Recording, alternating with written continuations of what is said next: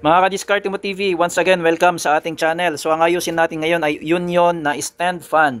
Okay, so yung issue nito mga ka-Diskarte Mo TV is thermal fuse. So, yung video nito is ginawa bilang tugon sa katanungan ng isa nating subscriber. Kung safe ba daw, no, na mag-bypass ng thermal fuse. Pag sinabi kasi yung bypass, yung thermal fuse, tatanggalin yung pinaka-thermal fuse, tapos i-recta na lang guys doon sa common.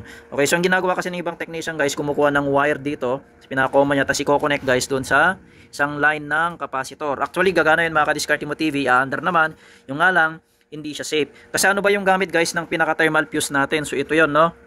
Okay, so kung makikita natin dito, meron siyang required na temperature para mag-shut off, 135 degrees Celsius. Okay, so once na nag-overheat yung motor mga ka-Diskarte Mo TV, puputulin niya yung supply ng kuryente para hindi na mag-overheat, para safe.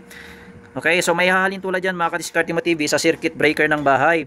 Okay, just imagine mga ka-Diskarte Mo TV, walang circuit breaker yung bahay mo. So, high risk sa sunog mga ka-Diskarte Mo TV. Okay, so ulitin ko lang mga ka-Diskarte Mo TV, hindi po safe mag-bypass ng thermal fuse. Okay, so maraming salamat sa panonood mga ka-Diskarte Mo TV. Paki-like na rin yung ating video.